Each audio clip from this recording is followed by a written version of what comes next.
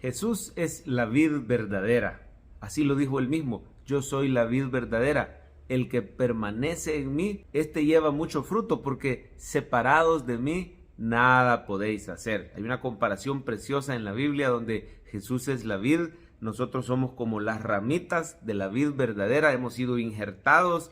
El Padre es el labrador, el jardinero, que la poda, que la cuida, que la alimenta, que la nutre. La idea es que somos esa planta de uvas, esa vid preciosa, que estamos unidos a Cristo y vamos a llegar a dar grandes racimos de uvas, vamos a dar fruto, y esa vid preciosa va a rodear toda la tierra con el evangelio de Cristo. Si tú has creído en Jesús, tú estás unido a la vid. La vida de Cristo en el Espíritu Santo fluye en ti y es inevitable que demos fruto para gloria del Señor. Fruto del Espíritu, fruto de almas para Cristo, fruto de transformación en nuestra vida, en nuestra familia. El fruto del Señor son esas buenas obras que Él preparó de antemano para que anduviésemos en ellas. Así que solo en la vid verdadera, solo en Jesús, damos fruto. Sin Jesús, las personas son como una vid falsa, como una vid silvestre. Mire, el pueblo de Israel en el Antiguo Testamento se le comparaba también con una vid, pero el Señor dice en su palabra que era una vid salvaje, una vid silvestre, una vid falsa que no daba fruto. El único fruto que dio era el pecado. ¿Por qué? Porque no estaban unidos a Cristo, la vid verdadera. Si usted lee Ezequiel 15, el Señor denuncia a esa vid falsa y dice que no sirve para nada porque no da fruto.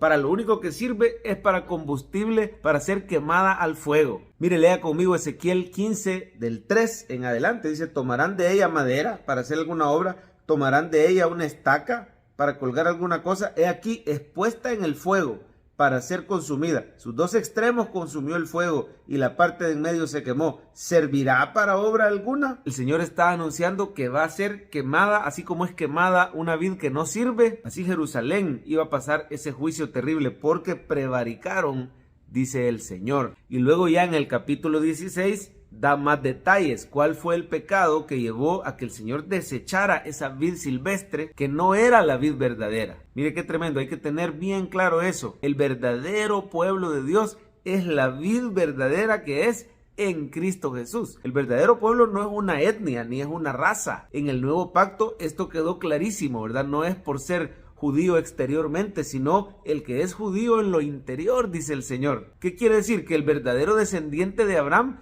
es el que cree en Cristo. Cristo es la vid verdadera y no un país o una nación. Por supuesto, oramos por la nación de Israel, bendecimos al pueblo del antiguo pacto y lo hacemos por gratitud, porque a través de ellos, según la carne, vino Cristo, a través de ellos nos vinieron las promesas a los patriarcas, la Biblia nos vino a través del pueblo judío y hoy en día oramos por ellos por paz. Oramos por salvación. Sin embargo, tengamos claro algo: el verdadero pueblo de Dios, la verdadera vid, es todos los creyentes en Cristo, judíos o gentiles, que han puesto su fe en el Señor. Por la gracia de Dios hemos sido injertados a esa vid verdadera que da fruto. Pero mire la confrontación tan dura que el Señor hace de la vid falsa. Le dice: mira, yo te planté y te di tantos privilegios. Solo leamos un poquito del 16. La compara con una muchacha joven, ¿verdad? Que fue encontrada abandonada de bebé y el Señor la recogió prácticamente y la cuidó, tuvo tantos cuidados, tantos privilegios. Mire, el pueblo del antiguo pacto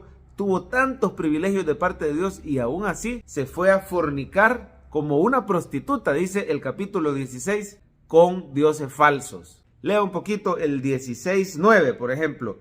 Te lavé con agua, lavé tu sangre de encima de ti, te ungí con aceite. Imagínense encontrar un bebé abandonado y cuidarlo de esta manera, dice el 10. Te vestí de bordado, te calcé de tejón, te ceñí de lino. El 11, te atavié con adornos, puse brazaletes en tus brazos, collar en tu cuello, puse joyas en tu nariz, zarcillos en tus orejas, una hermosa diadema en tu cabeza. Miren los cuidados amorosos del Señor con el pueblo del antiguo pacto. Siga leyendo, mire el 13. Fuiste adornada de oro y de plata, tus vestidos eran de lino fino, comiste flor de harina de trigo, miel y aceite, fuiste hermoseada en extremo. Prosperaste hasta llegar a reinar. Así el Señor trajo al pueblo después de ser esclavos en Egipto, lo cuidó en el desierto, lo introdujo en la tierra prometida, le dio victoria y llegó el pueblo a reinar. Quizás su cúspide o su punto más alto fue bajo el reinado del rey David. Pero mire cómo el Señor acusa de pecado a este pueblo que fue malagradecido. No fue una vid verdadera, no dio fruto. Al contrario, dio pecado. Mire el 15, dice, pero confiaste en tu hermosura y te prostituiste.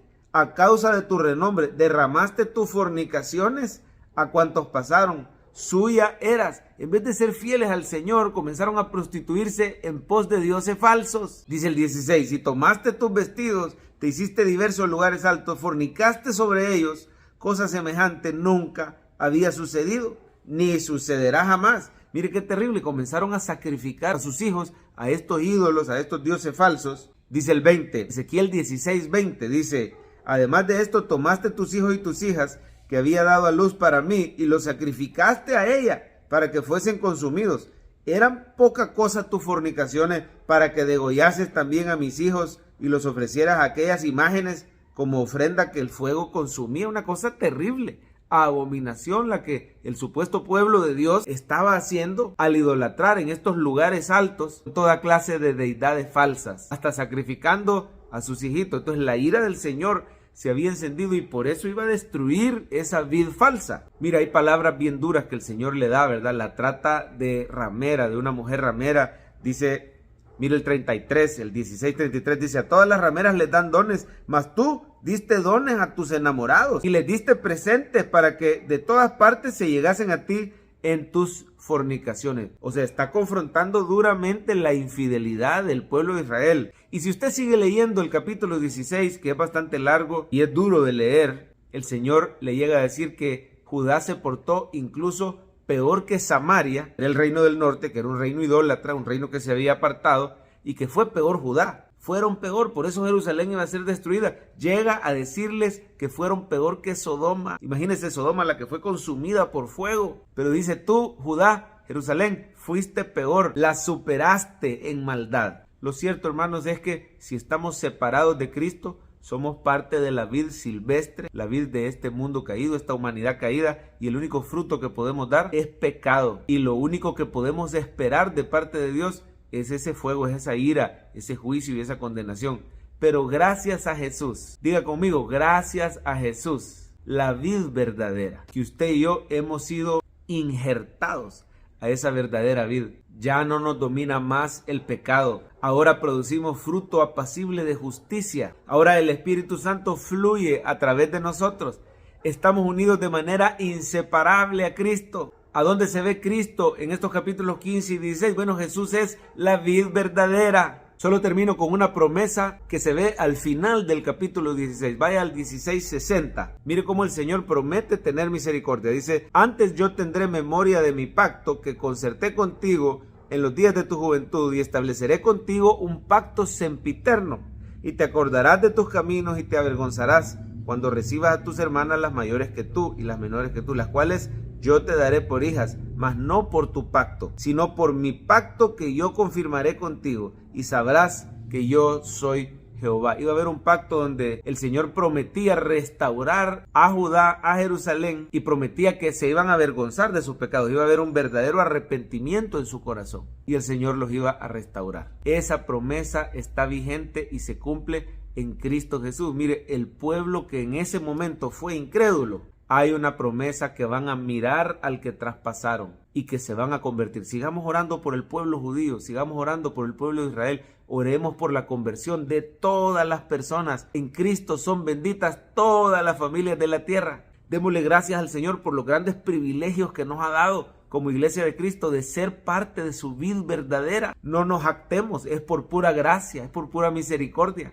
Pidámosle poder seguir llevando fruto que lo glorifique a Él. Démosle gracias porque ese fuego de destrucción no viene sobre nosotros, porque somos parte de la vid verdadera. Pidámosle al Señor ser fieles, no apartarnos en pos de ídolos, de dioses falsos, de cosas de este mundo, que podamos permanecer en Cristo y Él en nosotros, y llevemos así mucho fruto para gloria y honra de Él.